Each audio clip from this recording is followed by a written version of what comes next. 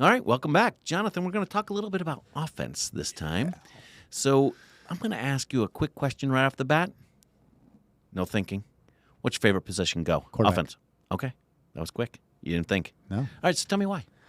They're everything to the team. They are the leader of the team. They are the brain of the team. You go where your quarterback leads you. And I think that they're extremely good leaders. So one of the things I love about quarterbacks is it's not just on ability. It is on their leadership skills is extremely important. Okay. Their ability to command a room is important because they're commanding the huddle every time something happens. They're the only player on offense that has the ball in their hand all the time. Like the play starts with them, and then the next play starts with them, and the next play starts with them.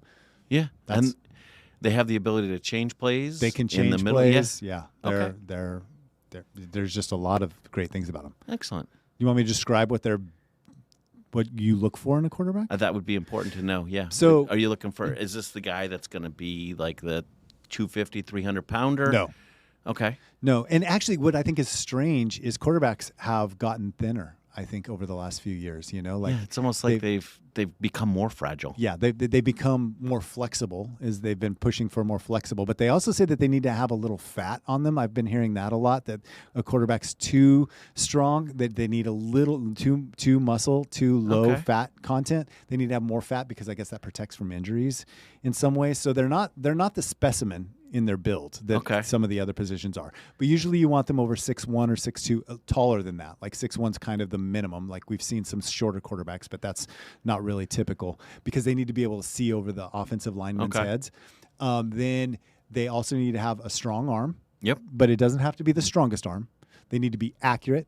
But the thing that they need the most is quick decision making. Like they have to be able to process information, be able to tell, okay, this is what defense is in. This is where all my players are going to go. I'm going to go to option 8. Nope, covered. Option B. Nope. Option 3. Boom, I'm going to hit option 4. So quick thinking, accurate, and kind of like predictive thinking, like knowing where your guy's going to go. You have to really get to know your receivers. And we're seeing the athleticism help out too because they can scramble around and buy a little more time. But typically your quarterback is above 6'1" or 6'2", above that in height, so 2 meters or more. And typically that they weigh around, 210, 215 pounds. So you're looking at like, I don't know what that is, 100-ish kilos. Okay. Fair enough. Yeah. Excellent. So if you're going to pick, I think the most important position. Do you think it's the most important position? I would agree, yes. Second most important position in your mind. So in my mind, honestly, the guy that's going to protect the most important person is going to be your tackle. Okay. So he's the guy that's outside on your front line. So you've got your center who's in front of him. Wait. You got your two guards. We're talking about offense and you're talking about tackles. Yes. Okay. I am. So the tackle is just a name. Okay. Don't think of it as a guy that's going to tackle anybody. This guy, so you've got your center, and then you've got your guards, and then you've got your tackles. And the tackles are important because they're outside, okay? Mm-hmm. They're protecting the quarterback because people are coming around the outside to get to your quarterback, all right? This is your bouncer at a bar. Okay. This is the guy who's going to be able to move you. They're a big guy. But they're fast. They're not the big heavy guy because that's going to be but they're a big strong guy. They're a big build. They can squat more than you or me. They're just a big guy who is commanding, quick. They got to be able to move quick, and they got to be able to move mountains because these guys are coming at them, and they got to be able to push them out of the way. They're going to be able to. They've got to be able to do that because your quarterback is important. Leverage. They have to understand leverage. Yep. And I've heard a lot of them talk about hand strength. Hand strength because your hands are in front of you, and you got to keep that guy back. If they're at you and in front of you, right on you, you're already lost. So you've got to be able to control that. So in your opinion, bench press or squat? Bench press, but squat's important too, just because, the front line's where everything's happening. It depends on if you're going to be run or pass. But there's other offensive linemen that are probably more squatty. Yes, and this guy's the bench press. This is the guy that's going to be pushing you back. Yep. So that's why I say he's the bouncer. And he's the guy that's separating everybody from getting hurt. Is there any difference left and right tackle? So there is and there isn't. So we talked in the last episode about the Dolphins, and the Dolphins have a left-handed quarterback, right? Mm-hmm. That's your exception. For the most part, your left tackle is going to be the most important because most quarterbacks are going to be right-handed. I don't know why, but it is. So you got a quarterback that's right-handed. His back, when he goes back to throw, his back is going to be to his left. So that left tackle is important because he can't see. I can see who's coming at me, but I can't see who's behind me because you're going to throw. And so this is called The blind side. The blind side, correct. Yep. So my blind side protector is you, in your opinion, the second most important person on the offense. I think he is. And does You've the got pay both reflect tackles, and both tackles are important. Right. But yes, this is going to be the most important because the quarterback's not looking behind him clearly, and he can kind of dodge out of the way. And does the pay reflect that? The pay does reflect that, Okay. yes. So typically they're the second highest paid player on the offense. It depends. I mean, you've got flashy guys, some receivers that make some really good money, but these guys do make good money. Okay. So yes. quarterback gets the most. It's not the interchangeable position. Guard is a little more easy to interchange. Yeah. Left versus right is tougher because there is a big piece to it. So we're doing the snake draft style. What would be the third most important position on the team in your opinion? So I think your third most important is I'm going to go with running back. Oh no. Go ahead. I want to go on the record. We do not like each other, folks. I totally disagree. I think that the running back is the least important player on the offense. So he can be and he cannot. And I'm not going so you have to hear me out. I'm not going with he is the most important person because of the fact that he is running the ball. I'm going with he's the most important because he's sitting back there next to the quarterback. And if there's a blitz on the quarterback and it's not a run play, that guy needs to be able to pick up that blitz. So for he needs to be able to help protect one play for every 17 plays in a game, you're making him the third most important player on offense? Maybe I won't. I mean, you know what? This is my world. Okay, yeah, so let's go. You're just a guy along the way. When we're talking about how people are paid, so is he paid like the third most important he's not. player on the offense? Here's the important things about this. So a running back is going to be important in his play as well. He's going to be because what's going to happen is you need fourth. It's 3rd and 1. Okay. What are you doing? Are you gonna throw the ball? Quarterback sneak. 3rd and 2. Quarterback sneak. Okay. If I'm you're the Tom Brady. Eagles. You got Tom Brady. Yeah. Okay. Or somebody like No, I get you. I run the ball. 3rd and 2. It's going to be running the ball, Yeah. and running the ball is a big part because running the ball sets up the offense for big passes. Mm-hmm. It wears down the defense. It does those things. It also gives those guys like your left tackle, your guards, your center. It gives them. It's easier to run block than it is to pass block. So it gives them a little bit of a. So since we're having this back and forth, the running back for the Chiefs must have been amazing this year, then, right? He was outstanding. What was his name? He was a really good running back. Yeah, everybody loved him. The Eagles had an incredible running back as well. MVP right? of the league. Yeah, didn't the Eagles have? Yeah, they did. Yeah, they had a really. We're really going to do this now. Running back. But they both have. They both have. The Bengals must have both for sure have had a good running quarterbacks. The Bengals for sure. For sure, then, because they don't have a running quarterback. So the here Bengals, we go. They've got Joe Burrow, right? He burrows down. They have to have an amazing running back, then, right? You know, they actually had a good running back. Actually, who was it? It was that guy who runs for them. Yeah. No, you know who did have a good running back? The Giants. They had a really good season, didn't they? Oh, here we go. Actually, they had. Was their season better than expected? You know who? Did you expect the Giants to make the? If I gave you a bet where it was going to be, all right, I will give you $100 if. No, I did not expect them to. But Daniel Jones came to play this year, so it was on Daniel Jones. So yes. So here's another question. Yes. Is Christian McCaffrey a really good running back? Is Christian McCaffrey a good running back? I mean, yes. Most people would say he's a pretty good running back. Would you say top 5? Yeah. Top 5 in the NFL. Yep. If he's not injured. He played for the Carolina Panthers, right? He did. They traded him to the San Francisco 49ers. Yes.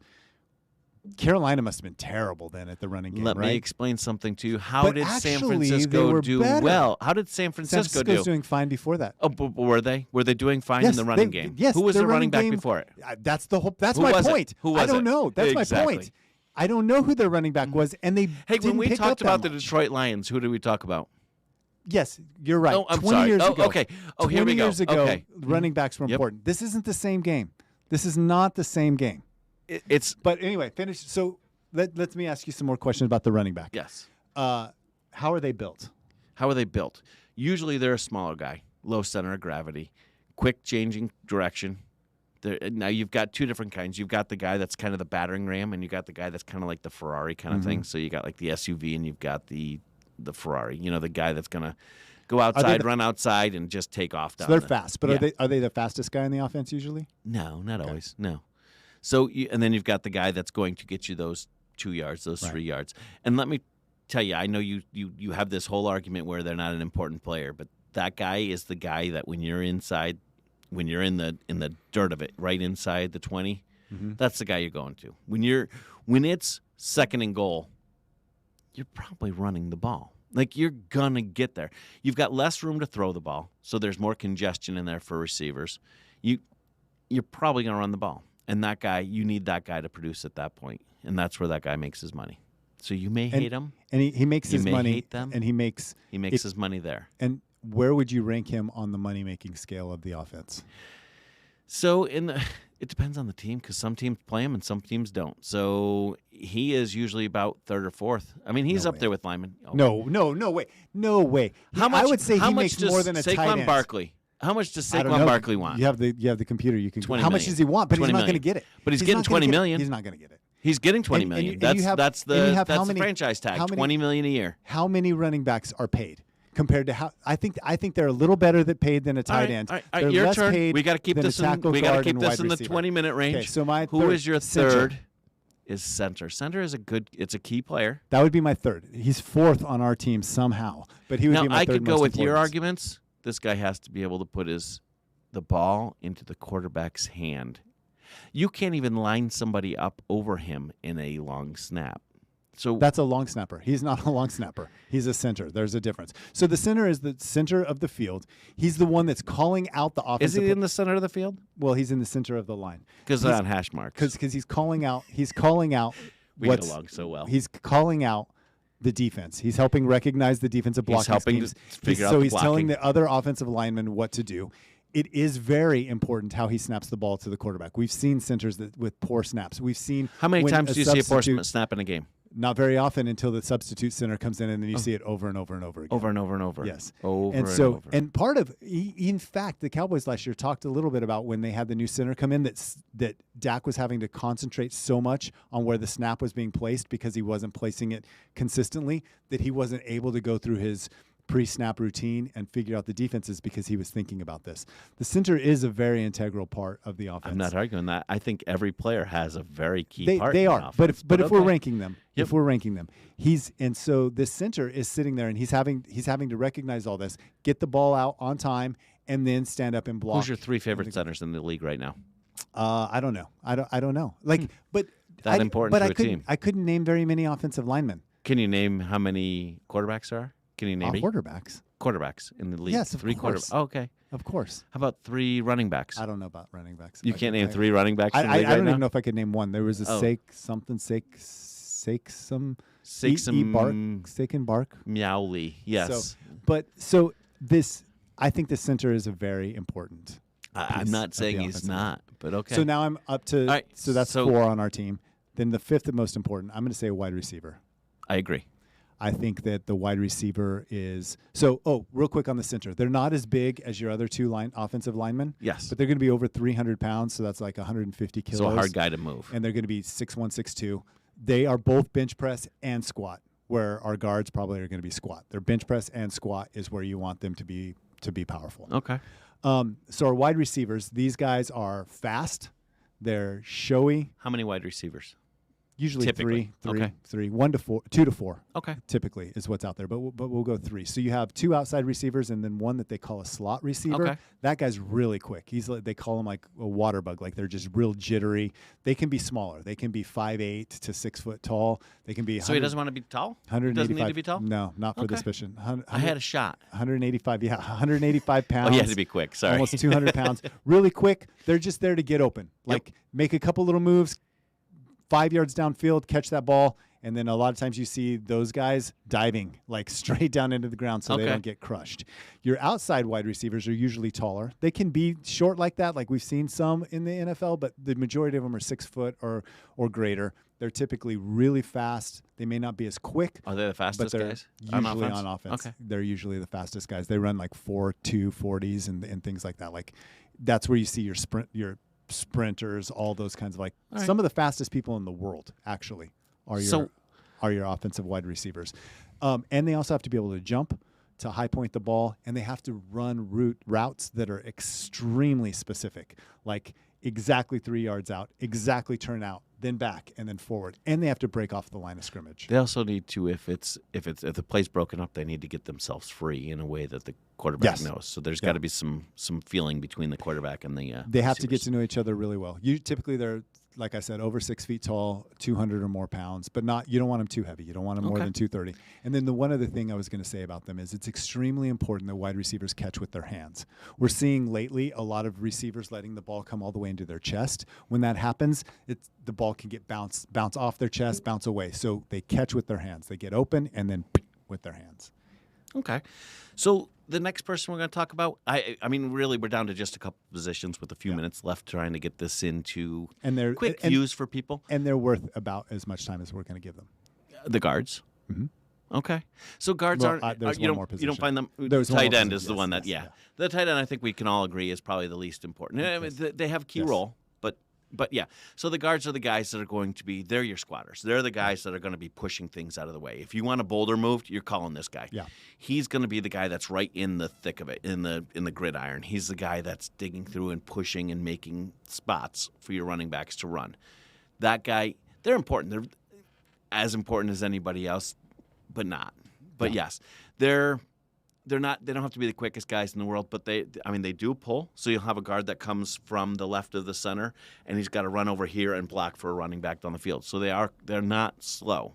Back in the in the 60s, they didn't 2 yards. They didn't have to run. These guys are crack blocking. They are hitting, and they'll hit, and you don't want to be hit by these guys if they're moving. So once they get their momentum built up, and these guys can be fat too, right? Yeah. They can be fat, but they're still strong. Strangely enough, quick and fat. Yeah. So and they are strong. Agile. So you don't want to get in their way. But yes, then we've got the tight end. Size wise, though, what would you say? Size wise, so it's crazy because it seems like 300 pounds shouldn't be able to move the way they do, but they are. But you really can't have a guard under 300 pounds, right? The right guy, maybe, but no. I mean, because you need to keep people from going by you. Yeah. Like, so your tackles, you could have a 290 correct. tackle. Yep. But guards, the guards they need to be they're bigger guys. Yeah, they're filling up that middle of the pack. They're in the mud. They're in the thick of everything. So, moving on to a tight end, I think we can both say that the tight end obviously has its need. And they're great when you're down in the inside the 20, which is called the red zone. Mm-hmm. They're great to get open and just kind of like just run a quick post or something. Right. And for some reason they come up with it, or an outside flag route to get the ball and get it in the end zone. For some reason, they're the guy that gets called on most in that. For a lot of teams, that's when they get called on the most, I should say. So now you've got some people out there that are really good at what they do. Kelsey, who becomes almost your number one receiver as a tight end, you're not going to call that guy unimportant. No, I think when you have the best of the best, just like any position, correct. If you have the best of the best at that position, they're going to be extremely one of the most important players on your team. Right.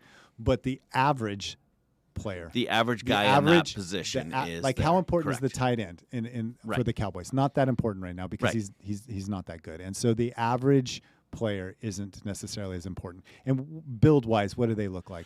They're usually, they're typically a taller, but a little beefier, a little more upper body strength than the.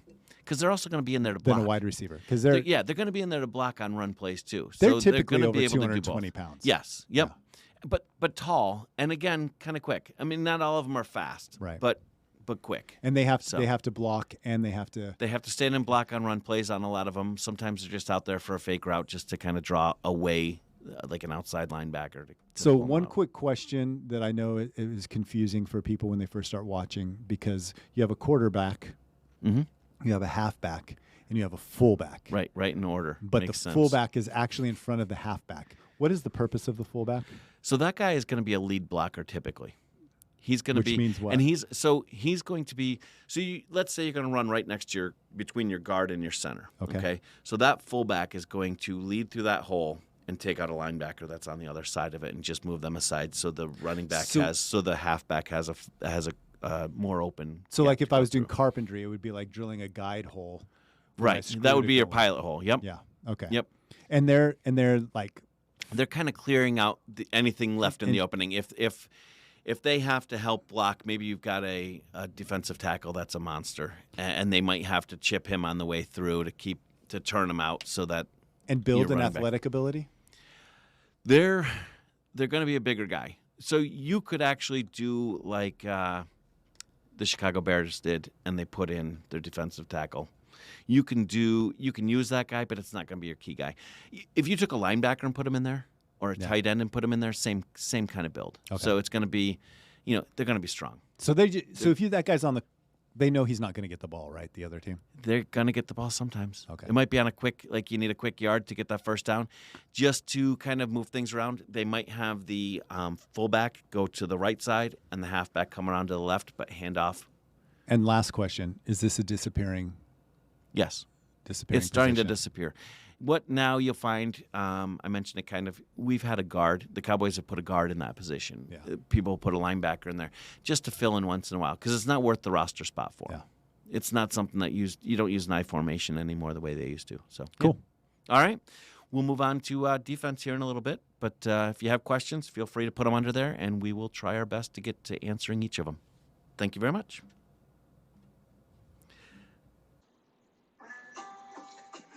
Thank you again for listening to this Four Winds Media podcast. Please stop by our website at Four Winds Media and check out all of our podcasts. They can be listened to wherever you stream your favorite podcasts. If you'd like to share your thoughts, feel free to put your comments down below and like and subscribe to us. We hope to see you here again soon.